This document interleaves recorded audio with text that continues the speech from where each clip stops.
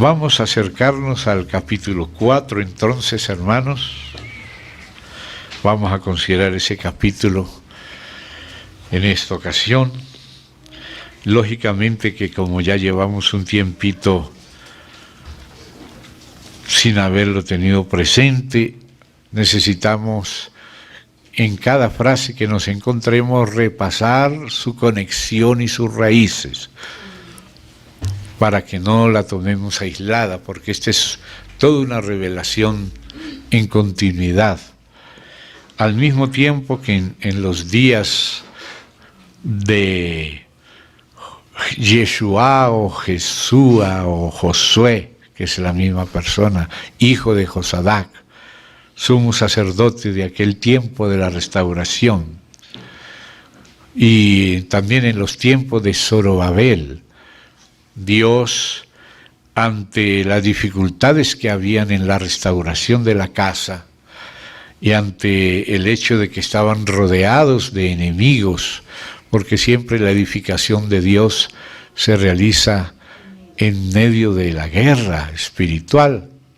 Entonces Dios reforzó el ánimo y la fortaleza de estos sus dos ungidos, el sacerdote Josué o Yeshua o Jesúa, hijo de Josadac, y el gobernador de Judá, Zorobabel, y el remanente del pueblo que estaba con ellos. Dios los animó por medio de las profecías de Ageo y de Zacarías. Y recordemos lo que vimos la vez pasada en el capítulo 3 de Zacarías, de que Yeshua y los que estaban con él allí son llamados varones simbólicos, o otras traducciones dice hombres de presagio. Y la traducción King James, cuando se pasa al portugués y de ahí al español, dice hombres simbólicos que representan eventos del futuro. O sea que esta profecía tiene una doble locación. Tenemos que ubicarla en el tiempo de Jesúa y de Zorobabel, cuando estaba comenzando el período, el tiempo de los medopersas, en el cual se cambió el espíritu de la época, el Zeitgeist, es la palabra en alemán que está muy de moda, que quiere decir el espíritu de la época. Zeit quiere decir tiempo y Geist quiere decir espíritu, como Ghost en inglés, Geist en alemán. Z-E-I-T-G-E-I-S-T, Zeitgeist, Geist, quiere decir el espíritu de la época. Cada época tiene su espíritu y sus elementos. Como hemos recordado en estos días, el tiempo de de Babilonia fue un tiempo de esparcir piedras, un tiempo de dispersión y diáspora, un tiempo de cautiverio, un tiempo de esclavitud, un tiempo de tristeza.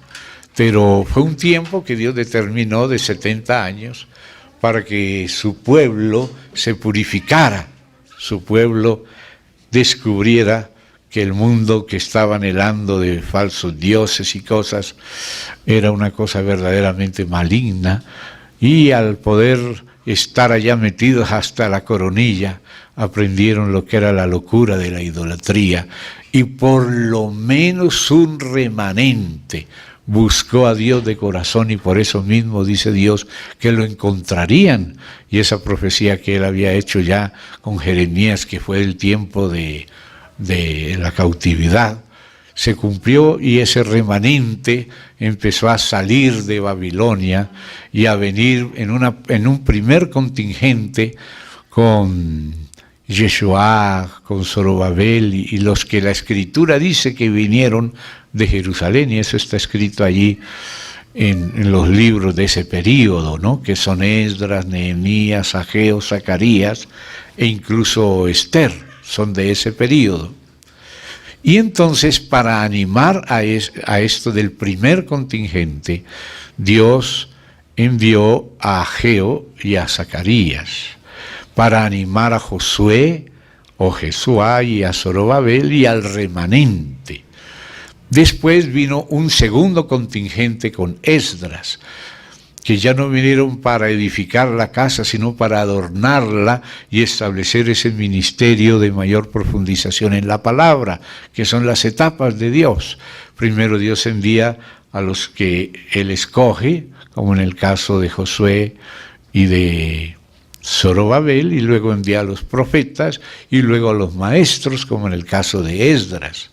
Entonces fueron contingentes diferentes, y ahora estamos leyendo por lo pronto a Zacarías, viendo de qué manera Dios hablaba para promover la restauración de la casa de Dios, centrarlos a ellos en lo que era el propósito eterno de Dios, y Dios les prometía que Él se encargaría de todo lo demás, como también dijo el Señor Jesús, que nos ocupemos primeramente del reino de Dios y las demás cosas serán añadidas. Y así se habla claramente en Esdras y también en Zacarías. Dios va dando instrucciones, y estas son las instrucciones de la restauración. Los profetas que fueron los profetas de la cautividad, como Isaías, como Jeremías, como Ezequiel, como el propio Daniel y otros de los profetas menores, ellos nos dan la razón de por qué hubo cautividad y dispersión. Gracias a Dios, que Dios también utilizó su corrección para producir un remanente fiel, porque el castigo de Dios no es solamente punitivo, sino correctivo. Y cuando se cumplió el tiempo y apareció ya ese remanente, como Dios prometió que aparecería, entonces ese remanente pudo avanzar.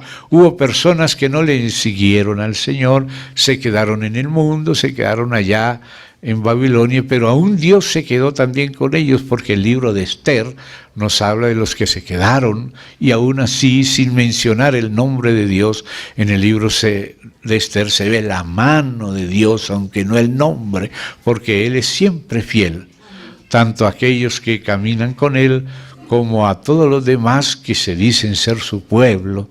Él procura llevarnos con Él. No todos le siguieron en la vanguardia, pero bueno, fueron guardados por Dios en ese tiempo de Persia.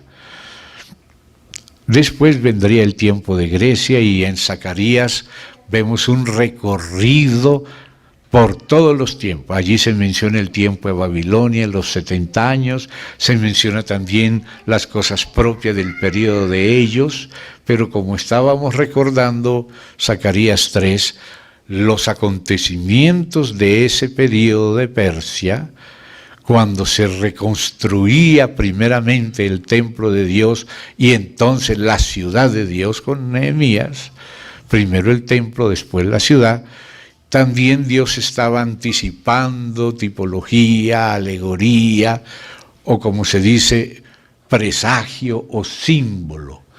De estos símbolos se dice también por Pablo, y seguramente Pablo se acordaba de esta palabra, que eran varones simbólicos, y dice que las cosas que se escribieron antes para nuestra enseñanza se escribieron.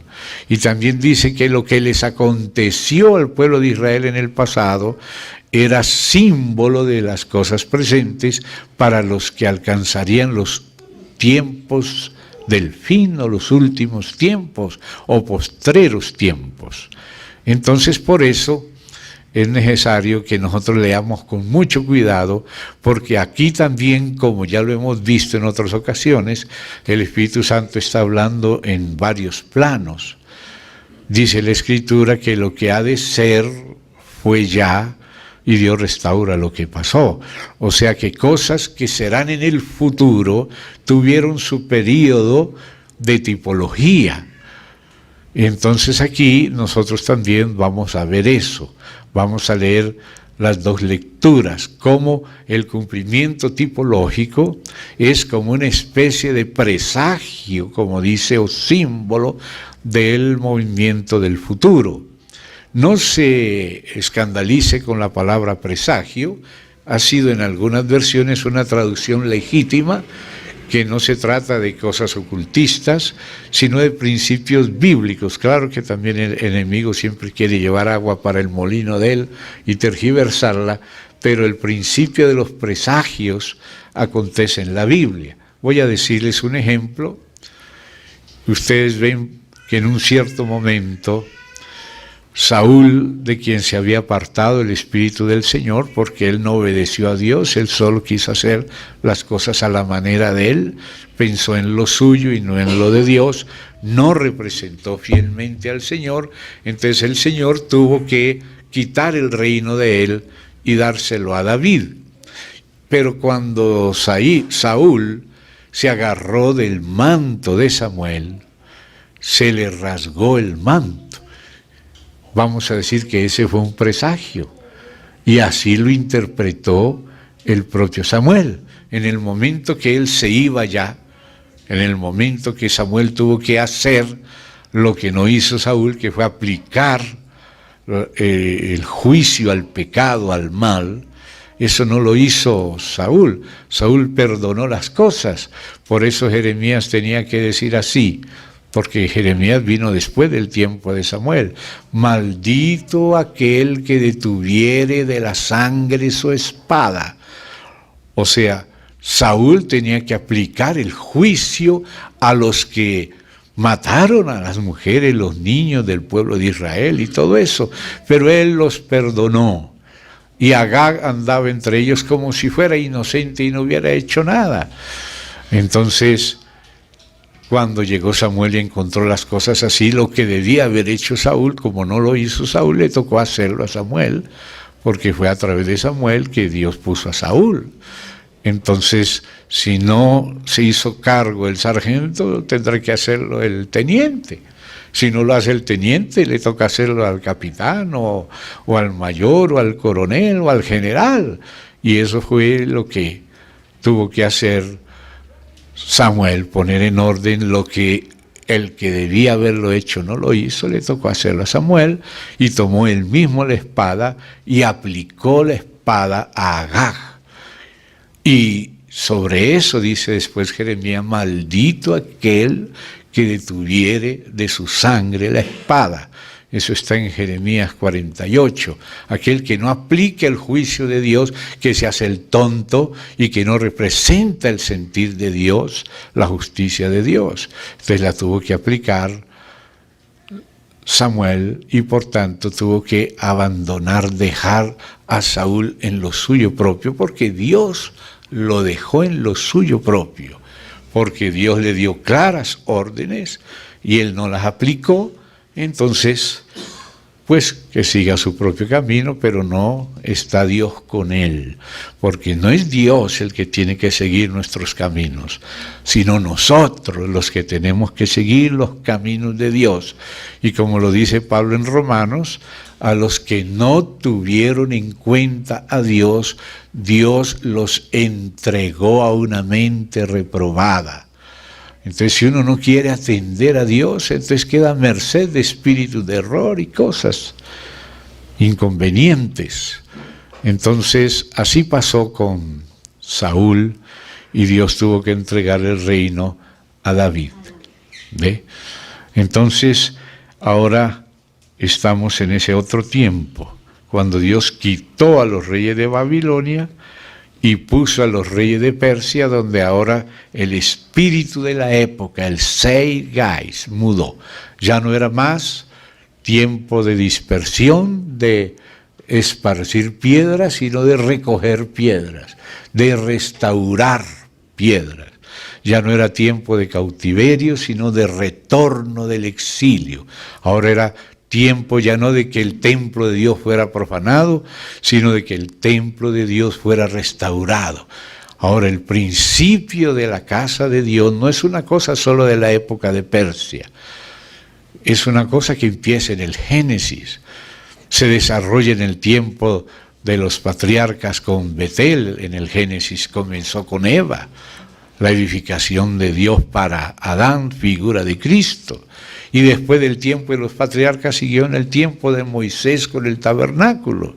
Y después en el tiempo de Salomón, hijo de David, figura de Cristo, con el primer templo, pasando del tabernáculo o la tienda al templo. Y después, entonces, por la infidelidad, hubo el abandono del templo por causa de las personas, incluso por causa del Señor, cuando leemos que se levantó del santuario del Santísimo y se colocó a la puerta. Y la gente no entendió que Dios estaba yendo por causa de las abominaciones de ellos, y después se paró de la puerta y se fue.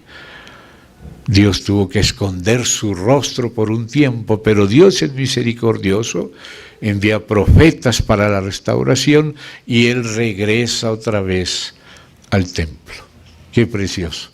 Él regresa otra vez, pero lógico que tiene que haber habido una limpieza, una restauración del altar y de la casa y de la ciudad.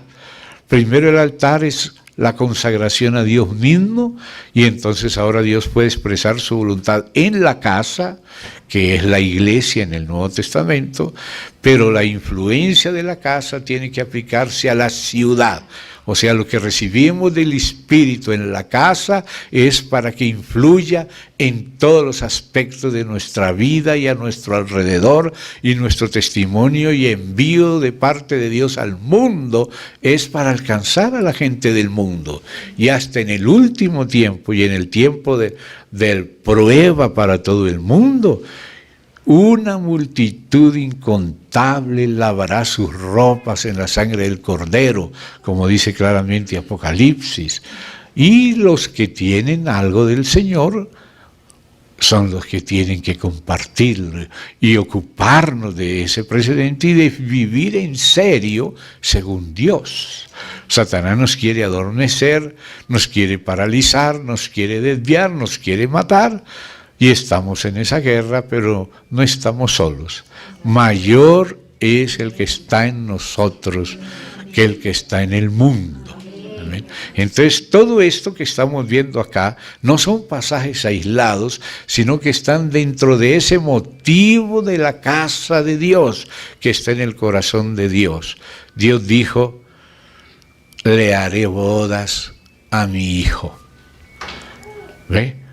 Y esa novia del Hijo es la iglesia, es el pueblo de Dios. Y eso es lo que está en el corazón de Dios.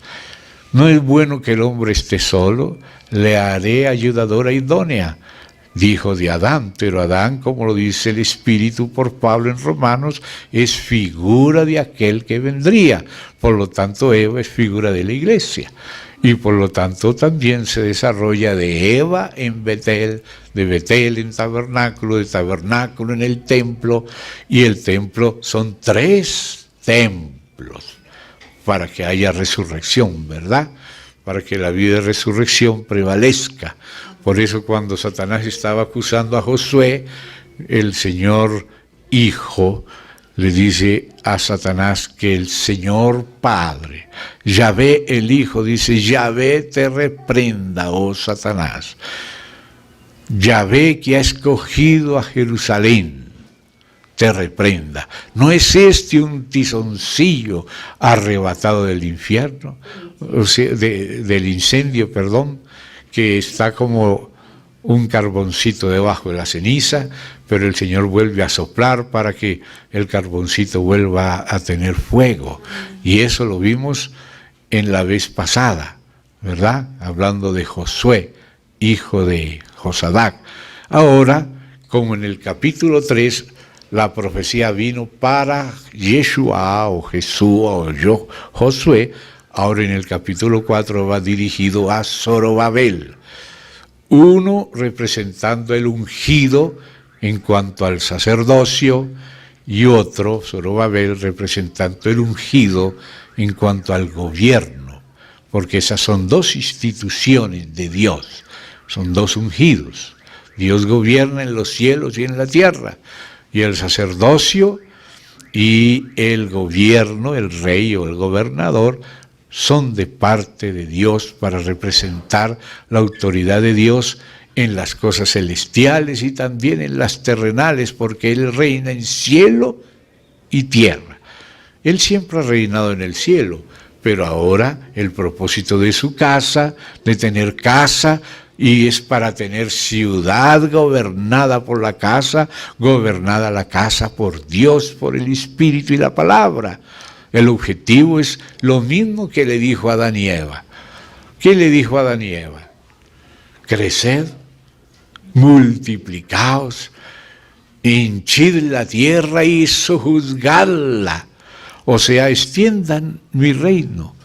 Yo quiero extender mi reino a través de ustedes. Para eso es la familia, para que haya una descendencia para Dios, porque Dios es un Padre que quiere estar rodeado de hijos.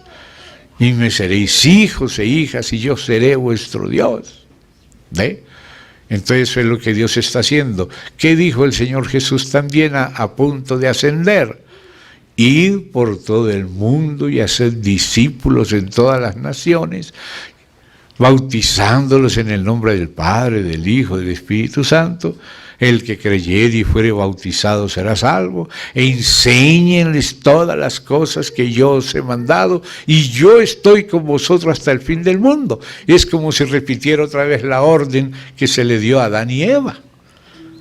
Es lo mismo. Ahora nos toca a nosotros, la iglesia, llenar la tierra de las uvas, de los racimos de la vid. Jesús es la vid y nosotros somos los pámpanos, las ramas que debemos llenar la tierra de racimos. Cada racimo es como decir una iglesia. Digamos que este es un racimo. La iglesia en cada localidad es un racimo. Eso tenían que haber hecho Adán y Eva, y ahora lo tiene que hacer la iglesia. Y si no toda la iglesia, por lo menos los vencedores. Si no todos los hombres, por lo menos el nuevo hombre, que tiene que ver es con la iglesia, porque el nuevo hombre es Cristo en nosotros. Entonces tenemos que tener en cuenta ese panorama general, no perderlo, para que cada pedacito lo colguemos en su debido lugar, porque es un avance en todo ese proceso. No es un pasaje suelto, es un pasaje en un contexto de la economía divina. Amén, lo que se llama la economía del cumplimiento de los tiempos. Aquí estamos en el tiempo de Persia. Amén. Pero un tiempo de Persia es un símbolo de eventos futuros y debemos leer en los dos niveles. Entonces, vamos al verso 1. 4:1. Volvió, yo lo pongo aquí con la mayúscula, ya lo hemos explicado, vamos a recordarlo. Volvió el ángel que hablaba conmigo. Si tú tomas esta frase aislada, puede ser que tú también lo pongas con minúscula. Pero si tú empiezas a retroceder y a ver dónde comenzó esto, ya sabes quién es este ángel que hablaba conmigo. Entonces, por eso, permítame regresar un poquito al capítulo 1. Permítanme regresar al capítulo 1,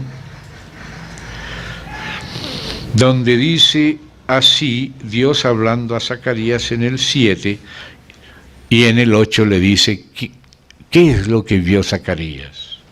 Vi de noche, y he aquí un varón que cabalgaba sobre un caballo alazán. Este mismo varón aparece también en Ezequiel, el varón del trono, el varón que dice palabras como las de Dios, mostrando que Él mismo es Dios. Pero entonces, si uno no lee en el contexto general, también en el inmediato y en el inmediato, no entiende quién es. Por eso, permítame repetir aquí un poco. Un varón que cabalgaba sobre un caballo alazán, el cual estaba entre los mirtos que había en la hondura. Qué interesante. Este varón cabalgaba en la hondura. La hondura se traduce también en el valle profundo. El Señor desciende al valle profundo. Desciende para restaurar y para interceder. Este varón es Cristo, como lo vamos a ver a lo largo de su continuidad su continuidad. Los mirtos se llaman también mirtilo, que es el fruto del mirto, que se llama murteira, y el mirto es nada más y nada menos que el arándano. Los arándanos son los mirtilos o frutos del mirto, que es un arbusto que produce una especie de frutitas que parecen un ojo, inclusive esa redondita tiene un iris que sirve para el ojo, muchas cosas que sirven para el ojo, como por ejemplo la zanahoria, si tú la cortas transversalmente, va a mostrar aquella especie de pupila, aquel iris, y es bueno para la vista. Otra fruta buena para la vista es la uchuva, que también parece un ojito. Imagínate que el arándano es casi igual que una uchuva, pero como azul oscura. Hay algunos rojos, pero como azul oscuro. Y sirven el jugo del arándano para fortalecer especialmente las venitas de los ojos, que a veces esas venitas se revientan, se ponen los ojos colorados, y para fortalecerlas al mismo tiempo que hacerlas elásticas y llevar la vida a la vista, para eso es el mirto, o sea, el arándano. Y aquí el Señor está justo en ese contexto, porque va a comenzar a dar visiones, va a comenzar a mejorar la vista, la visión. Y aquí vamos a ver la función del arándano, o el mirto, o el mirtilo, ¿verdad? Y aquí lo vamos a ver acá. Pero entonces dice así: ¿quiénes son estos, Señor mío? Y me dijo, el ángel que hablaba conmigo. O sea, viene hablando con este varón, y ahora dice que este varón es un ángel que hablaba con él. La palabra ángel, como lo repetimos constantemente aquí, y como los que quieran profundizar, le pido que vuelvan a releer con su Biblia ese folletico que publicamos, que no se enseñó aquí, sino que se enseñó con más detalle en Salvador Bahía, un folletito que se llama Salidas Teofánicas del Ángel Yahvé, el Hijo de Dios unigénito del Padre, porque la palabra ángel es una palabra que se refiere al oficio de una persona. La palabra ángel significa mensajero. Así que si un ser humano es un mensajero, se le diría en hebreo malach, como se le dice a Malaquías, mensajero de Yahvé, Malaquías. El Ías viene de Yahvé y el malach quiere decir mensajero. También hay a los ángeles de las iglesias, en Apocalipsis le llama ángeles, o sea, mensajeros. A las palomas, que no son Dios, pero que llevaban mensajes, se los ponían en las paticas y volaban y llevaban mensajes, se le llama también mensajeros. Y Dios tiene a su Hijo como el principal mensajero, el ángel de su faz, el ángel que lo representa. Pero ya hemos estudiado, hoy el tiempo es solo para resumirlo, les pido que lean y estudien eso con la Biblia, y que lo estudien junto con aquel que habla de la divinidad del Hijo, para no interpretar al Hijo como un ángel creado, porque hay ángeles creados que Dios los crea para ser mensajeros, como el ángel Gabriel, que no existía y que nunca se le llama Dios. Pero al ángel de la faz, esa es una expresión que se refiere a Jesucristo en Isaías. Al ángel del pacto se refiere a Jesucristo, como se dice en Malaquías. En Éxodo, cuando se aparece el Señor a Moisés como el ángel de Yahvé, mire cómo dice el ángel: yo soy el Dios de tu padre Abraham, de tu padre Isaac y de tu padre Jacob. Y le pregunta a Moisés: ¿y cómo te llamas? Y este ángel de Yahvé que se le apareció a Moisés le dijo: yo soy el que soy. Y hay muchos versículos que aquí a veces lo recordamos, pero usted no debe tragarlo entero, usted debe seguirlo con la Biblia y verlo a ver si es o no. Entonces, este que dice que está hablando con este varón, y este varón después intercede por Jerusalén, y a este varón se le llama el ángel de Yahvé, y se le llama también Yahvé. Es Yahvé, pero en su función de mensajero y de intercesor, como es una de las funciones o dos del Hijo de Dios, que es el Verbo que estaba con Dios y era Dios, y es el testigo del Padre, y en él es que está la faz de Dios. Entonces usted no se preocupen por la palabra ángel como si se negara la divinidad del Hijo, porque ángel es la palabra del oficio de mensajero, y el Hijo, que es Dios con el Padre, es el mensajero principal y primero del Padre. Después han creado muchos seres angelicales creados, y también entre los seres humanos esa palabra ángelos, que es la del griego, y malak, que es la del hebreo, se refiere a la función de mensajero. Entonces es en ese sentido que se refiere a Cristo como el mensajero de Dios, no para negar su divinidad, que en muchos versos se confiesa, tanto por el propio Padre, por el propio Hijo, por el Espíritu Santo a través de los apóstoles en el Nuevo Testamento, de los profetas en el Antiguo. Lean esos folleticos, porque muchos de esos no han sido enseñados aquí. Y muchos de esos ya vienen de tiempo atrás, de muchos hermanos nuevos, y estas son cosas que hay que estudiarlas con cuidado. Y les insisto, por favor, hermano, aproveche esos folleticos, no tanto por ser folleticos, mire los versículos que se juntan ahí. El objetivo es juntar los versículos. Aquel que dice el testimonio divino acerca de la divinidad del Hijo, ese viene junto con el de la encarnación del Hijo, su humanidad, y viene junto con su aspecto de mensajero del Hijo de Dios, que se le llama el ángel del pacto, el ángel de su faz, el ángel de Yahvé, pero que al mismo tiempo dice él que él es Dios. Pero también vimos aquí cuando estudiamos el capítulo 2 de Yahvé enviado y Yahvé que envía. Ya estudiamos eso en el capítulo 2 de Zacarías, solo lo estoy refrescando para ver la continuidad. Y eso no soy solamente yo el que lo ve así, hermano, no.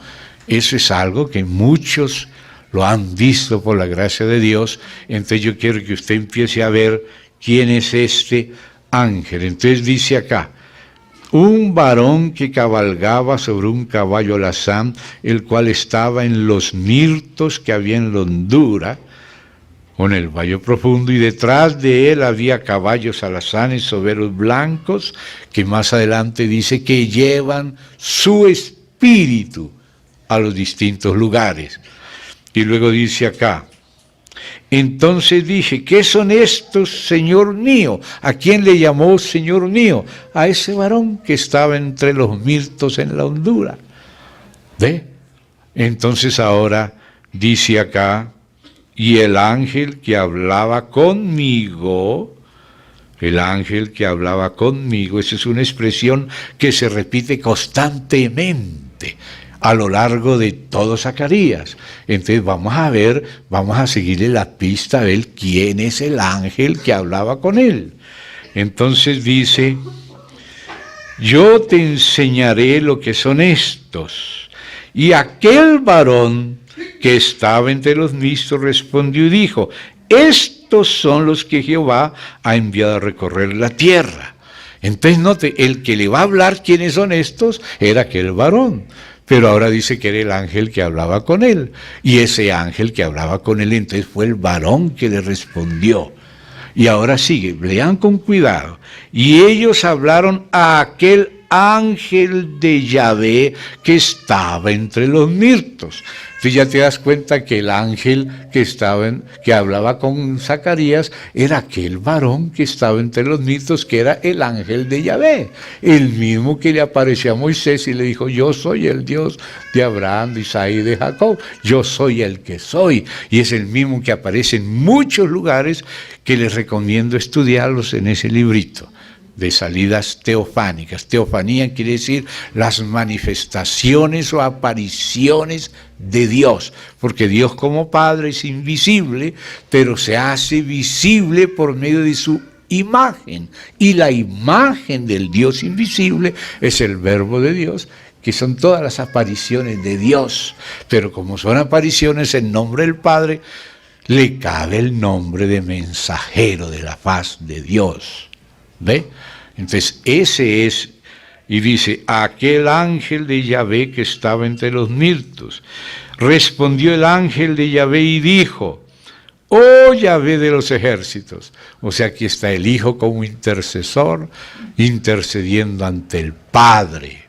¿Se da cuenta? Intercediendo ante el Padre. Y luego dice, y Yahvé respondió buenas palabras, palabras consoladoras al ángel que hablaba conmigo. Y me dijo el ángel que hablaba conmigo, así ha dicho Yahvé, celé con gran celo a Jerusalén. O sea, estamos viendo la relación de Yahvé enviado, que se va a ver mucho más claro en el capítulo 2, que ya lo estudiamos, y puede volver a leer la Biblia y volver a leer el comentario sobre eso para tener esto claro. Entonces saltamos al verso 19 del capítulo 1, y dije al ángel que hablaba conmigo, ¿qué son estos? Entonces, y me respondió, estos son los cuernos que dispersaron a Judá, a Israel y a Jerusalén. Me mostró luego Jehová 4 carpinteros, y yo dije, ¿qué vienen a hacer? Note que aquí ya le llama Jehová, y él era el ángel que hablaba con él. Y ahí él empieza a decir lo que va a hacer Dios, y en el 2:3 dice, aquel ángel que hablaba conmigo, y otro ángel le salió al encuentro y le dijo, corre, habla a este joven. En ese tiempo Zacarías era un joven. Y luego seguimos viendo y llegamos al capítulo 3, y me mostró al sumo sacerdote Josué, el cual estaba delante del ángel de Jehová, o Yahvé, el que le apareció a Moisés en la zarza y le dijo, yo soy el Dios de Abraham, Isaac y Jacob. ¿Por qué repito esto? Para que quede claro quién es el ángel que hablaba con, era una teofanía, una salida teofánica de aquel que iba a ser el Mesías. Así esas palabras no me las inventé yo, esas palabras están en Miqueas. Vamos a verlo, marque aquí, retroceda un poco más atrás a Miqueas y vea esas expresiones para que usted entienda a quién se refiere. Vamos allí a Miqueas, capítulo 5. Miqueas está después de Jonás, y Miqueas está también antes de Nahum, entre Jonás y Nahum. Miqueas capítulo 5, del 1 al 3. Véase que es una profecía que habla de Jesucristo. Rodéate ahora de muros, hija de guerrero, nos han sitiado. Eso es el sitio de Jerusalén. ¿Por qué fue ese sitio? Con vara herirán en la mejilla al juez de Israel. O sea, a Jesucristo. Miqueas 5:1 hasta el 3, 1, 2 y 3. Entonces estamos viendo que es una profecía mesiánica que habla de Cristo. Por eso dice, con vara herirán en la mejilla al juez de Israel. ¿No fue eso lo que hicieron con Jesús? Y por eso fue que vino el sitio a Jerusalén. Pero ¿de dónde vendría en lo natural y en lo espiritual este Mesías? Dice, tú, Belén Efrata, pequeña para estar entre la familia de Judá, de ti me saldrá el que será Señor en Israel. O sea, esta es la encarnación del Verbo. Pero ¿quién era este Verbo? Y sus salidas son desde el principio, desde los días de la eternidad. O sea, este que iba a ser el Mesías ya había salido desde el principio para representar a su Padre y conducir a Israel en nombre del Padre.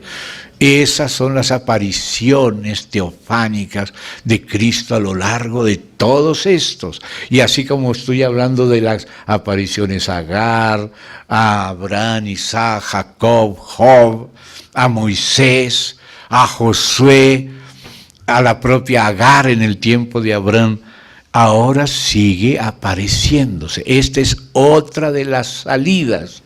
¿Y qué más dice de esas salidas? Dice en Miqueas, sus salidas son desde el principio. Estas salidas son las apariciones de Yahvé. Y dice, pero los dejará, porque nació en Belén, se hizo hombre, murió, resucitó y ascendió. O sea que ahí está la primera venida, pero habrá otra venida porque no lo dejará para siempre. Dice, lo dejará hasta el tiempo que dé a luz la que ha de dar a luz. Israel tiene que recibir al Mesías, la iglesia tiene que crecer en la estatura del varón perfecto, Cristo formarse en ella. Entonces, este Mesías que nace en Belén, que es herido, que ha salido muchas veces acompañando a Israel en nombre del Padre durante todo el Antiguo Testamento, ahora lo dejará por un tiempo hasta que dé a luz, cuando esté madura la iglesia y su pueblo Israel y sean un solo pueblo en Cristo. Entonces, hasta ahí tiene que esperar, hasta que sean restauradas todas las cosas. Luego entonces Él viene por segunda vez y dice, y el remanente, o sea, el resto de sus hermanos, se volverá con los hijos de Israel. Por eso Jesucristo le dijo a Israel, tengo otras ovejas que no son de este rebaño, a estas también debo traer, de este redil, y habrá un solo rebaño, que es el cuerpo de Cristo, con judíos y gentiles en Cristo, como dice Pablo, que ese es el misterio de Cristo, que los gentiles son coherederos y miembros del mismo cuerpo por el Evangelio.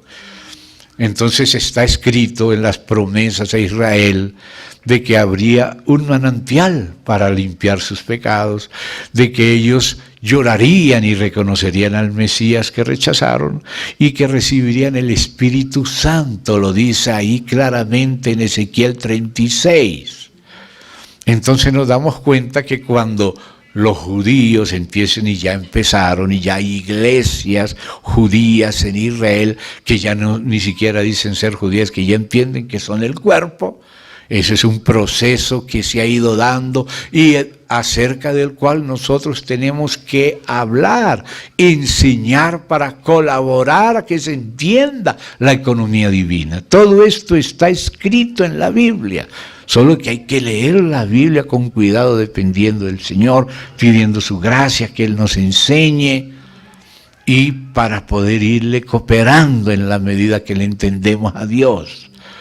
¿Ve? Entonces ahora viene la otra parte aquí, ¿no? Dice ahí en ese 5.3, el resto de sus hermanos se volverá con los hijos de Israel. Dios juntará los dos rediles, que por un tiempo son dos, pero en un tiempo serán los dos pueblos, hizo uno, pero no en Cristo. Nadie por ser judío o de alguna tribu es salvo en Cristo. Y ese es cuando dice, todo Israel será salvo, es decir, del que todas las tribus tendrá gente representativa en Israel. Durante el milenio, claro que hay el problema, antes del milenio, digamos, para el milenio, aparece el problema que la tribu de Dan no aparece porque se cumple la profecía que ellos, como familia y como tribu, como clan, ellos adoraron ídolos y por eso fueron borrados debajo del cielo temporalmente. Pero luego aparecen otra vez, Dan así en la parte más lejana, pero aparecen en el milenio, en el capítulo 48 de Ezequiel, cuando Dios reparte la tierra a Israel para el milenio. Entonces esa corrección sobre Dan e incluso sobre Israel no quiere decir que Dios los desechó. ¿Acaso desechó Dios a su pueblo? Dice Pablo a los romanos, no lo ha desechado, sino que lo ha corregido. Y si la corrección fue la bendición para los gentiles, cuanto más su restauración, su reinserción en el buen olivo. Ahí es cuando los distintos rediles que fueron distintos mientras Dios trabajaba con unos y con otros. Viene una etapa que es para la segunda venida del Señor y para el milenio, cuando estas dos apriscos o rediles se juntan en un rebaño y un pastor que no es el Papa, sino el Señor Jesucristo. Hay que decirlo claro, porque algunos lo toman por otro lado. Entonces, ya sabemos lo de esas salidas, ¿ve? Entonces volvemos a Zacarías y dice, y dijo Yahvé a Satanás. Entonces ya nos damos cuenta quién es este ángel de Yahvé. El mismo Yahvé, cómo se le aparece a Moisés. ¿Y quién eres tú? El Dios de Abraham, de Isaac y de Jacob, respondió el ángel de Yahvé. ¿Y cómo te llamas? Yo soy el que soy. ¿Se da cuenta? Eso está claramente en Éxodo 3:14. Entonces tenemos que hacer todo el seguimiento para ver quién era este, que yo pongo con mayúscula, ángel que hablaba conmigo. Era aquel varón, Cristo, el ángel de Yahvé, que habla como Yahvé enviado. Y aquí habla como Yahvé, ora como Yahvé en el 3:2. Dijo Yahvé a Satanás, Yahvé te reprenda, oh Satanás. O sea, el Hijo reprendiendo en el nombre del Padre. Eso se entiende cuando entendemos el 2, que lo estudiamos, lo leímos con cuidado. Y ahora, entonces, sobre el 2 viene la base del 3, y en la base del 3 usted ve el 6, y el ángel de Yahvé amonestó a Josué diciendo, así dice Yahvé Sabaoth, Jehová de los ejércitos. O sea que habla en el nombre del Padre, como testigo fiel y verdadero, como el Verbo de Dios. ¿Se da cuenta? Entonces ahora sí llegamos al 4. Y volvió, o sea que era el mismo que venía hablando desde el principio. El ángel que hablaba conmigo. Ya sabes quién es. ¿Ve? No puedes rebajar al Señor simplemente porque venga como mensajero de su Padre. No puedes negar el resto de la Biblia, que lo llama Dios y también mensajero y también hombre, también profeta, rey, sacerdote, porque Él tiene la naturaleza divina, como Él mismo cuando se encarnó dijo, como el Padre tiene vida en sí mismo, así ha dado al Hijo el tener vida en sí mismo. Tenemos que tener todos los versículos para que uno de ellos aislado no nos haga entender mal. Entonces ya sabemos quién es este ángel, ¿verdad? No sé si usted ya lo sabe. Sígalo vigilando en la Biblia, porque nosotros solo podemos hablar. El que revela es el Espíritu. Y me despertó como un hombre que he despertado de su sueño y me dijo, ¿qué ves? Ahí está el efecto de los nirtos, de los nirtilos o de los arándanos que abren los ojos, que mejoran la visión. ¿Qué ves? Y respondí, he mirado, porque es que a veces no vemos porque no miramos. Para poder ver hay que mirar. Y he aquí, mire lo que vio, un candelabro todo de oro. No es la primera vez que aparece el candelabro, ni la última vez. Para entender eso, tiene esta menorá. Este candelabro es una figura de la incorporación del Señor en su pueblo. Representaba a Israel en el Antiguo Testamento y a cada iglesia en el Nuevo Testamento. Entonces la visión que hay que tener es el de la economía divina, comprender el candelabro, el candelero.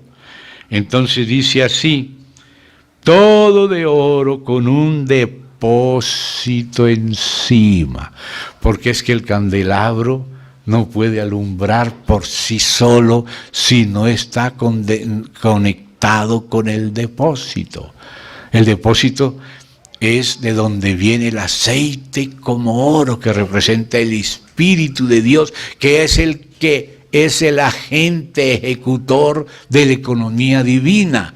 Sin el Espíritu no podemos hacer nada. Y por eso le está mostrando que el candelero el pueblo del Señor tiene que estar conectado al depósito de donde viene el aceite como oro, el Espíritu. Si hacemos cosas en lo natural sin depender del Espíritu, sin invocarlo, sin entregarnos a Él de corazón sincero y no teatralmente, porque Dios conoce muy bien la diferencia, entonces no veremos nada. Pero aquí dice, y sus 7 lámparas encima del candelabro. Esta es la vida en espíritu de la iglesia. Los 7 lámparas se refiere a los 7 espíritus, que es el espíritu mismo del Señor que se dispensa en todos los sentidos. Ustedes ven que el espíritu es llamado 7 espíritus aquí en este libro de restauración, pero ya desde antes Dios había adelantado el significado. Entonces marque aquí, porque volveremos acá y vamos a Isaías 11 a ver a qué se refieren los 7 espíritus que están en las 7 lámparas. Entonces en Isaías capítulo 11 encontramos esta figura que aparece también hasta en Apocalipsis, o sea, no para. Y dice así, capítulo 11 de Isaías: saldrá una vara. Note esa vara, vamos a decirle que es como la columna vertebral de todo el candelero. Es el Señor de donde salen los brazos, que sostiene todo. Y esa vara, un vástago, retoñará de sus raíces. Este es el Mesías. Y reposará sobre él, note aquí, el Espíritu de Yahvé. Ahí está la vara, el Espíritu de Yahvé. Ahora mire los brazos a derecha e izquierda. Espíritu de Yahvé, 1. Espíritu de sabiduría y de inteligencia, 2 y 3. Espíritu de consejo y de poder, 4 y 5. Espíritu de conocimiento y de temor de Yahvé. Mire, 6 y 7. Ahí está el Espíritu de Dios manifestado en 7. Es como la luz. La luz es blanca, pero en el blanco están todos los colores. Cuando tú juntas los 7 colores del arco iris, se ven blancos, pero cuando los dispensan, aquí es amarillo, aquí es naranjado, aquí es rojo, y después es morado, y por el otro lado es verde y es azul, en fin. Como el arco iris que rodea el trono del Señor, que allá aparece también el Cordero, con 7 cuernos, que son los 7 ojos, que son los que ven, y que son los 7 espíritus de Dios, que es un mismo espíritu según sus distintas funciones. ¿Ve?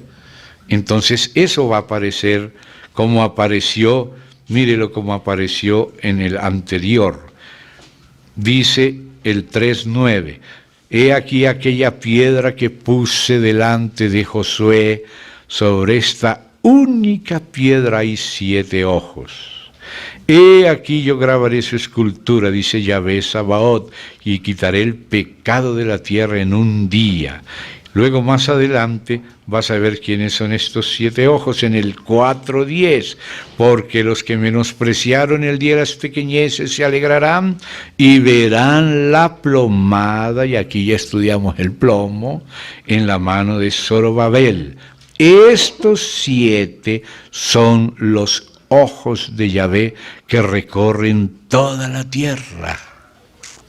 Y son los que aparecen en el Cordero cuando está a la diestra del Padre, como sumo sacerdote, como cabeza, como juez, como todas las funciones reunidas en él para sobrever y dirigir la economía de su Padre, porque él trabaja para su Padre. El Padre quiere que el Hijo le someta a todo, por eso el Hijo, todo le tiene que ser sometido al Hijo, para que el Hijo someta todo por medio únicamente de el Espíritu y la Iglesia.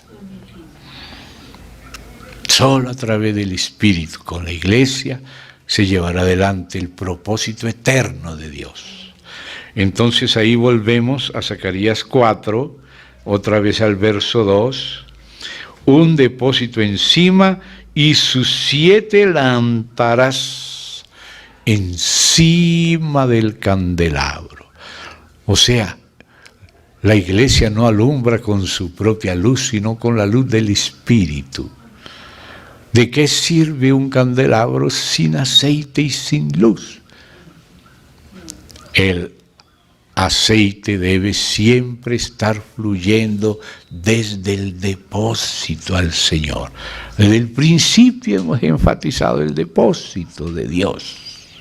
Lo que Dios dio el Padre al Hijo, y el Padre y el Hijo al Espíritu, y el Espíritu a la Iglesia, comenzando por la comunión de los apóstoles, y de ahí pasando hasta el último de los más pequeños santos, más que no está suelto sino en el cuerpo, y que el cuerpo tiene la función del ministerio, de la edificación de la casa, por medio del Espíritu, pero eso fluye del Padre al Hijo, al Espíritu, y a los apóstoles y profetas, evangelistas, maestros, y de ahí a todos los santos, para que todos los santos hagan la obra del ministerio, que es edificarle una casa viva, un organismo vivo, un cuerpo a Dios, para que todo lo haga Dios por medio de ese cuerpo y su espíritu, un espíritu y un cuerpo.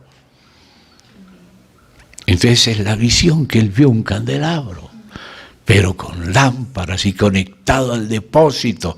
Y note que habían 7 tubos, y los tubos son los canales del aceite que llegan al espíritu. Por eso lo principal es edificar el hombre interior, que el hombre interior sea edificado, como lo dice Efesios, que Pablo oraba para que nuestro hombre interior fuera edificado, para que así también nuestro corazón sea capacitado para comprender con todos los santos cuáles son las medidas de la plenitud de Cristo y ser llenos de esa plenitud. Todo esto es lo mismo aquí que allá. Allá es el entendimiento de la verdadera luz. Aquí era una tipología, pero ahora, si nos convertimos a Cristo, vamos entendiendo a Dios. Entonces dice así: y junto a él, note, o sea, junto al candelabro que tiene esas lámparas y tubos, 2 olivos. Estos 2 olivos representan el buen olivo, que es Israel, y el otro olivo que es injertado en el primero. Así como las 2 rediles llegan a ser un cuerpo, así hay el buen olivo, que se refiere al Israel espiritual que viene del Antiguo Testamento, por donde ha pasado el Espíritu de Dios a través de los profetas y siervos de Dios, y en el Nuevo también. Son 2 olivos que se refieren al real sacerdocio del pueblo de Dios. El pueblo de Dios es un real sacerdocio. Entonces el sacerdocio, representado por el sumo sacerdote, es un ungido. Y el gobernador o rey, como lo representa Zorobabel en el gobierno, es el otro ungido. Pero entonces esos 2 son a la vez 2 ramas de olivo, pero las 2 ramas de olivo representan al olivo completo. ¿Se da cuenta? Dios tiene esos 2 testigos. Vosotros sois mis testigos de que yo soy Dios. Se lo dice Israel. Y ahora la iglesia dice, y el Espíritu Santo, que es el aceite, dará testimonio, y vosotros también daréis testimonio. Para eso estamos aquí, para acudir al Señor, ser limpiados con su sangre y ungidos con su Espíritu y dar testimonio. Lo demás Él lo arregla, pero esta es nuestra función: dar testimonio. Y el testimonio no se puede dar en nuestra propia fuerza. Dar testimonio es verlo a Él moverse. Si usted ve un accidente y usted es un testigo, usted testifica es de lo que usted ve, de lo que acontece. Ahora hay cosas que acontecen de parte del diablo, pero el actuar de Dios es el que nosotros debemos ver y seguir y colaborar, como el Padre ama al Hijo y le muestra lo que el Padre hace para que el Hijo lo haga. Por eso el Señor dice que nosotros guardamos las obras de Él. Él hace las cosas, nos mete en circunstancias, nos lleva, nos trae, porque Él es Yahvé Nisí. Él es el que abre la puerta, el que la cierra. Él es el que nos pone el trabajo. La agenda está preparada desde antes de la fundación del mundo, pero hay que estar atento a Él para ver qué nos ha preparado Él. Nosotros no podemos echar raíces en la tierra. Los patriarcas vivían conforme al altar y la tienda. Altar quiere decir la consagración a Él, ya no somos nuestros, somos para Él. ¿Y qué quiere decir la tienda? Que no echamos raíces en nada, sino que Él nos puede llevar donde Él quiera. Y nos tiene preparado lo que hay que hacer. Y eso tenemos que saberlo cada uno. Y estar libres para el Señor por medio de la cruz y por medio del Espíritu. La cruz nos liberta de todo lo viejo y el Espíritu nos hace libres en una nueva creación. Entonces dice acá así, hermanos. 2 olivos, el uno a la derecha del depósito y el otro a su izquierda. Ahí vemos el equilibrio, como el candelero tiene brazos a un lado y al otro, pero se edifican en el centro, que es Cristo. Y entonces proseguí y hablé diciendo a aquel ángel que hablaba conmigo. Ya sabemos quién es el verbo de Dios que habla. ¿Qué es esto, Señor mío? Y el ángel que hablaba conmigo respondió y me dijo, ¿no sabes qué es esto? Y dije, no, Señor mío. Entonces respondió y me habló diciendo, esta es la palabra de Yahvé a Zorobabel, que dice, ahora le voy a explicar, ya le dijo qué era eso, era una palabra para Zorobabel. Zorobabel tenía que entender esto para cooperar con Dios, Entonces aquí se lo explica y le dice así, ¿qué dice esta palabra? No con ejército, ni con fuerza, sino con mi espíritu, ha dicho Yahvé Sabaoth. Esa es la palabra. ¿No vio esos tubos conectados al depósito y que van directo a las lámparas? Y de ahí sale, de ese depósito, como vamos a ver a continuación, sale aceite como oro, que es el Espíritu Santo, conducido a través de esos 7 tubos, que es el ministerio del Nuevo Testamento, ya no solo de la letra, sino del Espíritu, que apuntan a vivificar el hombre interior, que es el que alumbra los ojos de nuestro entendimiento, porque la luz viene de la vida. Entonces primero su espíritu, sus palabras son espíritu y vida, y la vida tiene luz. Cuando tienes la vida, tienes la luz de la vida. La vida tiene luz. ¿Cuál es el mensaje de Dios? Que Dios es luz. Empezamos a ver las cosas ya no desde nuestra oscuridad, ya no desde nuestro hombre natural, ya no desde nuestra prudencia propia, sino aprendemos a desconfiar. Señor, ten misericordia de mí. Muchas veces he errado. Si me sueltas, cerraré otra vez. Yo quiero ver como tú ves, quiero que tú me muestres. Encomendamos a Él nuestra educación de todo corazón. Dice, ¿por qué no tenéis? Porque no pedís. Pero si pedimos, Él nos da, nos alumbra. Entonces, esa es la esencia de la visión.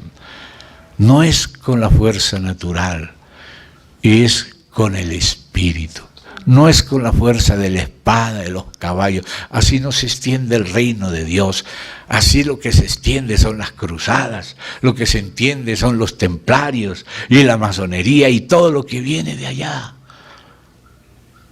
es depender. Las armas de nuestra milicia no son carnales, son espirituales, poderosas en Dios para la destrucción de fortalezas. Entonces, aquí le dice, y entonces después de hablarle a Zorobabel, le habla a los opositores. ¿Quién eres tú, oh gran monte? Porque todos estos montes eran los reinos de la tierra, las cabezas del dragón y de la bestia. Pero ahora le dice el Señor, ¿quién eres tú, oh gran monte? Delante de Zorobabel serás reducido a llanura. Él, o sea, Zorobabel, sacará la primera piedra. ¿Y cómo se saca? Con aclamaciones de gracia. Gracia, y esa es la gracia la que permite colocar la primera piedra. ¿De qué? De la edificación de la casa. Zorobabel quiere decir una simiente sacada de Babilonia. ¿Para qué? Para reedificar la casa, así como igual con Josué, que era un ungido, ahora con Zorobabel, que es el otro. Sacar el polvo, la ceniza y restaurar las cosas para Dios, para que Dios pueda decir, esto sí es mío, aquí me siento como en casa. Entonces luego dice, vino palabra de Yahvé a mí diciendo, y note, ¿cómo no se animaría Zorobabel si el cielo está hablando de él? Y le dice a Zacarías, las manos de Zorobabel echarán los cimientos de esta casa, y sus manos la acabarán, y conocerás que Yahvé Sabaoth me envió a vosotros.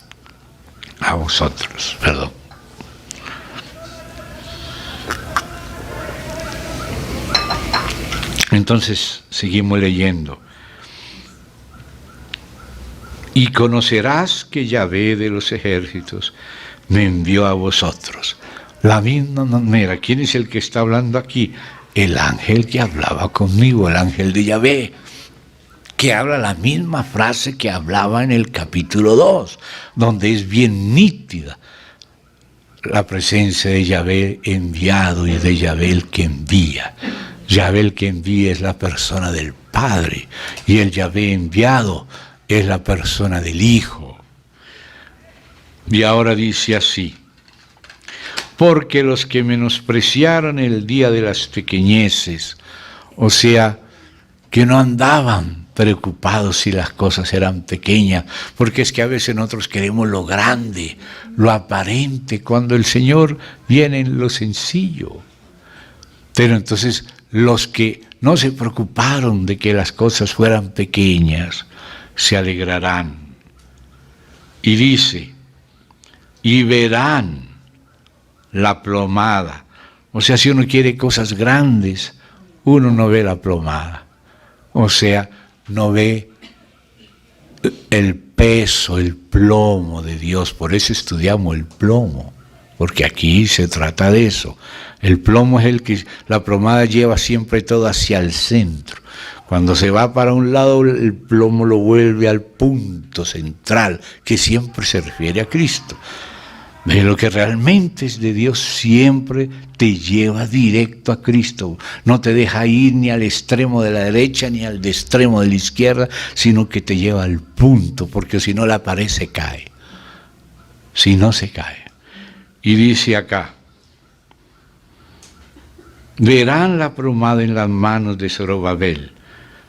Y empieza a explicar, estos 7, o sea, los del capítulo anterior, son los ojos de Yahvé que recorren toda la tierra. O sea, toda la tierra Dios mirando a ver quién tiene corazón recto, lo dice también allá en Reyes. ¿Quién quiere hacer la voluntad de Dios? Y dice, hablé más y le dije, ¿qué significan estos 2 olivos a la derecha del candelabro y a su izquierda? Pero volví a hablar aún de nuevo, como si se hubiera dado cuenta, bueno, los olivos es mucho más grande que las ramas de olivo. Claro que las ramas de olivo son el olivo también, pero cuando lo ves en las dos maneras es mejor. Ves los dos aspectos, ves la totalidad y ves la verdad presente de la hora. Entonces dice acá, le dije, ¿qué significan estos dos olivos a la derecha del candelabro y a su izquierda? Hablé aún de nuevo y le dije, ¿qué significan las dos ramas de olivo que por medio de dos tubos de oro, o sea, canales, vierten de sí aceite como oro? Este es el Espíritu de Dios simbolizado. Y me respondió diciendo, ¿no sabes qué es esto? Y dije, Señor mío, no. Y él dijo, estos son los dos ungidos que están delante del Señor de toda la tierra, que en este caso eran Josué y Zorobabel, que representan el reino sacerdotal. El reino representado por Zorobabel y el sacerdocio del reino representado por José, que son aspectos del ministerio de Cristo distribuidos en el cuerpo de Cristo. Que Cristo es rey y Cristo es sacerdote. ¿Se da cuenta? Entonces, hermanos, perdónenme, no voy a parar aquí. No me paso unos minutos solamente para hacer una relación aquí. Quisiera que ustedes me acompañen un momentico al libro de Esdras, solo para recordar algo. Libro de Esdras está después de Crónicas. Después de Crónicas, aquí en esta disposición, en el original hebreo, están antes y el último es Crónicas. Entonces, ustedes vean conmigo el capítulo 3 de Esdras. Esdras 3 está dividido en dos partes. La primera parte tiene este título que le puso la Sociedad Bíblica, Restauración del altar y del culto. Y ahí se restaura el altar y todos los sacrificios, incluido el sacrificio continuo, que era diario, por la mañana y por la tarde, luego el de los sábados, luego el de la luna nueva cada mes, y después el ciclo litúrgico anual. Cuando eso fue restaurado, la segunda parte es colocación de los cimientos del templo. Primero se restaura el altar y el sacrificio. Cuando hay esa consagración en Cristo, entonces ahora se le ponen los cimientos al templo. Pero antes de que el templo sea restaurado, mire lo que dice el capítulo 4, el título que le puso la Sociedad Bíblica. Los adversarios detienen la obra. Por eso acostumbramos decir constantemente que es una edificación en medio de la guerra. Y esa oposición es bien relatada aquí en el capítulo 4. Pero entonces viene el 5. Reedificación del templo. O sea, a pesar de la oposición, Dios envía 2 profetas, que en este caso fueron Ageo y Zacarías, para reanimarlos a edificar la casa. Profetizaron Ageo y Zacarías, hijo de Ido, ambos profetas, a los judíos que estaban en Judá y en Jerusalén, en el nombre del Dios de Israel, quien estaba sobre ellos. Entonces, ya animados se levantaron Zorobabel, o sea, después de esa tremenda profecía que acabamos de leer, fueron reanimados. Y Jesúa, y comenzaron a reedificar la casa de Dios que estaba en Jerusalén, y con ello los profetas de Dios que les ayudaban. Entonces ahí viene la oposición, pero viene la respuesta de Dios. Y entonces después Dios envía el segundo contingente, porque no todos los contingentes tienen su hora, sino que unos son contingentes de vanguardia, y otros son de guardia, y otros de retaguardia. Ahora le toca, después del trabajo de los apóstoles, profetas, ahora vienen los maestros, ¿Se da cuenta el orden?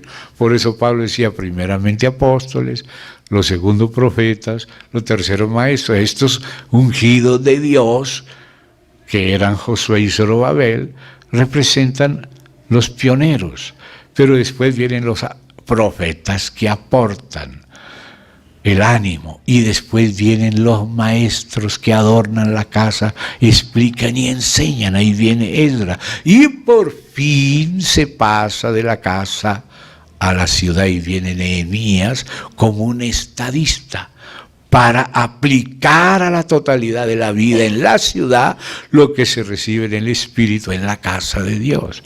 Entonces así es como las cosas se van edificando, ¿ve? Entonces Esdras y sus compañeros llegan a Jerusalén, ¿se da cuenta? Y luego se confiesan los pecados. Aquí viene, se normaliza las cuestiones que estaban en desorden en las familias y en los matrimonios. Y entonces ahí sí continúa Nehemías, donde empieza a contarse las 70 semanas de Daniel para llegar el Mesías en su primera y segunda venida a hacer su trabajo con Israel y también para los gentiles. Y luego en la última semana terminar el propósito y establecer el reino. Entonces, ahora usted se da cuenta que aparece aquello que leímos en Zacarías, que aquel tiempo y aquellos eventos eran símbolo de los futuros. Para entender eso, solamente quiero mostrarles aquí en el capítulo 14, me adelanto un poquito a Zacarías, pero para que vean algo en el fin. Zacarías 14 nos dice lo siguiente, en el 1 y en el 2. He aquí el día de Yahvé viene y en medio de ti, está hablándole a su pueblo, serán repartidos tus despojos. Eso será el sufrimiento en la gran tribulación, el tiempo de angustia para Jacob. Porque yo reuniré a todas las naciones, note los adversarios queriendo impedir, para combatir contra Jerusalén. Y la ciudad será tomada, pero no toda. Y serán saqueadas las casas y violadas las mujeres, y la mitad, no todos, de la ciudad irá en cautiverio, mas el remanente del pueblo no será cortado de la ciudad. Y vamos a ver ahora, para terminar, Apocalipsis 11. ¿Por qué no será cortado el remanente? Pero los que no estén serán probados y corregidos. Entonces vamos a Apocalipsis 11, donde vuelve a hablar del templo, pero ahora el tercero, porque el segundo era como un presagio del tercero, como un símbolo. ¿Ve? Lo que ha de ser ya fue, y Dios restaura lo que pasó. Entonces vamos a leer aquí, primeramente en el 11, lo que dice: entonces, dice Juan, me fue dada una caña semejante a una vara de medir. O sea que Dios tiene una medida. Y se le dio al apóstol para que las cosas no se hagan fuera de la medida. O decir también en otro aspecto como Zorobabel, de la plomada. Y dice, se me dijo, levántate. O sea, primero no tienes que quedarte ahí, tienes que conocer las medidas. Como se le dijo claramente en Ezequiel. En Ezequiel también se le dijo el ángel a Ezequiel. Le dijo, mide aquí esta casa. Mira sus entradas, sus salidas, explícaselas bien. Y si se arrepintieren de lo que han hecho, enséñales lo que yo te estoy mostrando. Muéstrale la casa que yo quiero a estos que se arrepienten. ¿Ve? Entonces aquí dice, mide el templo de Dios. Y mide, voy a hacer explícito lo que sigue implícito, el altar. Y mide a los que adoran en él. Puse el mide para los tres. O sea que tanto el templo no puede ser fuera de las medidas de Dios, ni el altar puede ser fuera de las medidas de Dios, ni ninguno de los que adoramos en el altar y en el templo. Note que ¿Qué era lo que decía allí cuando estudiamos aquí en Ezequiel? Que en el altar estaban unos sacerdotes hijos de Sadoc mirando, vigilando el altar, y los otros estaban en el otro lado vigilando el templo, el santuario. O sea, esas dos cosas, Cristo y la iglesia, son el centro de la economía divina, y los hijos de Sadoc, que son los que fueron fieles hasta el fin, ellos están vigilando que todo sea conforme al altar y conforme a la casa, el templo, el santuario. Y por eso Jesús hablaba también de los fariseos y les decía que ellos no entendían bien el asunto de la casa y del altar. Vosotros decís, si alguno jura por el templo, no es nada. Si jura por el oro, ellos valoraban el oro, no el templo. Y dice, ¿pero qué es el oro? El oro, si no está en el templo, no está consagrado. ¿De qué es la ofrenda? Si no hay altar, no hay ofrenda. Si no hay consagración a Dios, no hay casa de Dios. Primero hay que restaurar el altar para que se puedan comenzar a poner los cimientos de la casa y poder recibir la dirección de Dios. ¿No era eso en Ezequiel? Y ahora no era también en Esdras, y ahora es la misma cosa. Levántate y mide el templo de Dios. Eso es lo que hay que conocer bien. Esas son las medidas que tienes que tener presente. Y las del altar, la cruz, la obra de la cruz, la vida que nos crucifica y que a la vez nos da lo nuevo. Y a los que adoran en él. Pero el patio que está fuera del templo, déjalo aparte y no lo midas, porque ha sido entregado a los gentiles y ellos hollarán la ciudad santa 42 meses. Como decía Zacarías 14, que la ciudad incluso sería hollada, pero el resto del pueblo quedaría en ella. ¿Y quién es el remanente del pueblo? Los que están adorando en el templo y en el altar, los que están en la voluntad perfecta de Dios, no son contados, lo demás es pisoteado.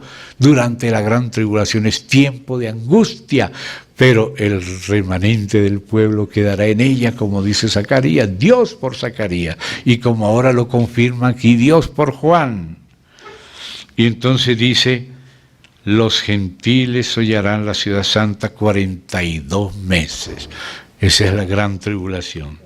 Y daré a mis 2 testigos, y aquí tiene Dios 2 testigos y 2 ungidos como los tenía allá atrás, solo que ahora son 2 profetas que harán lo que hizo Moisés y Elías. Esos 2 profetas que siempre se vestirán de negro y que con la palabra de Dios castigarán al mundo y que quien quiera hacerles daño, vamos a leerlo. Daré a mis 2 testigos que profeticen por 1260 días vestidos de cilicio. Estos testigos son los 2 olivos, o sea, están representando la palabra de Dios, el Antiguo y el Nuevo Testamento, lo relativo al Antiguo y al Nuevo, porque son testigos de los 2 olivos, o sea, son personas.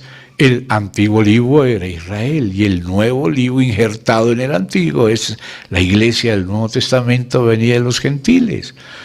O sea que el testimonio de Israel y de la iglesia en el Antiguo y Nuevo Testamento será el testimonio de estos profetas. Ellos no estarán hablando cosas distintas al testimonio de Dios en la Biblia. Los 2 pactos, ¿ve? Porque se relacionan. Estos testigos son los 2 olivos y los 2 candeleros que están en pie delante del Dios de la tierra. O sea, por una parte Israel como un pan de primicias y por otra parte la iglesia tomada entre los gentiles como otro pan, 2 pueblos que llegarán a ser un solo pueblo. Si alguno quiere dañarlos, sale fuego de la boca de ellos y devora a sus adversarios. Y si alguno quiere hacerles daño, debe morir él de la misma manera, como ha pasado aquí. A veces hay personas que quieren ponerle una bomba al Congreso y se les explota en la mano. O que quieren alguno dispararle al otro y le disparan primero a ellos. Y dice así: estos, o sea, estos dos que se le va a llamar de aquí a poco profetas, pero que son profetas que vienen de esos olivos, o sea, del pueblo de Dios. Entonces, con ese testimonio bíblico completo, dice: estos tienen poder para cerrar el cielo a fin de que no llueva en los días de su profecía. ¿No fue eso lo que hizo Elías? Elías dijo: vive Yahvé, Dios de Israel, en cuya presencia estoy, que no habrá lluvia ni rocío sino por mi palabra. ¿Y cuántos años cerró el cielo? 3 años y medio. Los profetas, estos dos que han de venir, esos profetas van a hacer esto. Van a cerrar el cielo cuantas veces quieran. Y dice ahí: estos tienen poder para cerrar el cielo a fin de que no llueva en los días de su profecía, y tienen poder sobre las aguas para convertirlas en sangre, como hizo Moisés, y para herir la tierra con toda plaga, y aquí está lo que dije, cuantas veces quieran. Claro que el querer de ellos está en unión con el Espíritu Santo. Cuando hayan acabado su testimonio, o sea, ellos tendrán que dar testimonio de toda la palabra de Dios, de la verdad. Incluso la gente que cree que eso que resucitó de los muertos, que se fue a los cielos, esos son puros cuentos. Y cuando vean a estos dos profetas muertos, alegrándose porque estaban muertos, los ven a los dos resucitar y a los dos ascender al cielo, se van a dar cuenta que sí hay resurrección de muertos y sí hay ascensión, y son dos, porque en boca de 2 o 3 conste toda palabra. Entonces dice así: la bestia, cuando hayan ellos acabado su testimonio, la bestia que sube del abismo hará guerra contra ellos y los vencerá y los matará. Eso es por ahora, eso no es para siempre. Y sus cadáveres estarán en la plaza de la grande ciudad, que en sentido espiritual se llama Sodoma, porque así le llama Dios a Jerusalén en Isaías, Sodoma, por ser sodomita y perversos. Y Egipto, aunque ellos dicen ser, son el mundo, donde también nuestro Señor fue crucificado, o sea que es Jerusalén. Porque es que allá es donde quiere reinar el anticristo. Y los de los pueblos, tribus, lenguas y naciones verán sus cadáveres por 3 días y medio. No, ya están más que requete muertos. Fíjese, Jesús resucitó al 3er día, pero esto ya se les pasó mediodía. Esto ya, y harán fiesta, ¿no? No permitirán que sean sepultados, y los moradores de la tierra se regocijarán sobre ellos y se alegrarán y se enviarán regalos unos a otros, porque estos dos profetas, aunque se les llama olivos y candeleros, son 2 profetas que vienen de 2 pueblos, claro. Habían estos 2 profetas atormentado a los moradores de la tierra, pero después de 3 días y medio entró en ellos el Espíritu de vida enviado por Dios, y se levantaron sobre sus pies, y cayó gran temor sobre los que los vieron. Y dice allí que los moradores de la tierra los verían, o sea que seguramente estarán mirando por televisión y por internet, en vivo y en directo, lo que está pasando en Jerusalén, como hasta hoy lo vemos. Y oyeron una gran voz del cielo que les decía: subid acá. Y subieron al cielo en una nube como Jesús. 2 testigos de que sí hay resurrección y sí hay ascensión, y que lo que se predica de Jesús no es nada fuera de lugar. Y habrán 2 testigos subiendo a la vista de sus enemigos que estaban de fiesta, y sus enemigos los vieron.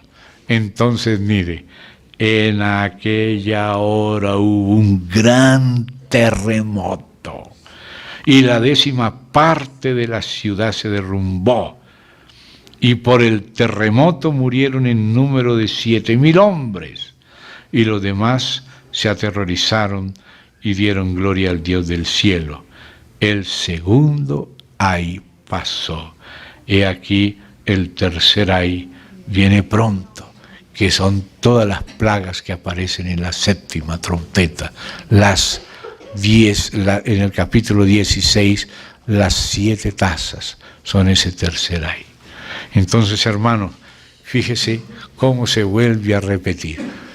Dios restaurando su templo, ahora restaura el tercero, y la gente se viene contra Israel y Dios juzga, pero reserva su remanente. Amén, hermanos. Démosle gracias al Señor. Querido Padre, te agradecemos que nos concediste esta oportunidad para repasar estas cosas, tenerlas presentes, oyéndolas y oyéndolas hasta que queden más y más definidas en todo nuestro ser y corazón. Síguenos enseñando. Y ahora, Señor, que mis hermanos tienen que regresar a sus casas en este día, rogamos que tú bendigas, que tú abras las puertas para que puedan volver rodeados de tus ángeles y contigo, y según tu gracia, en el nombre del Señor Jesús. Amén.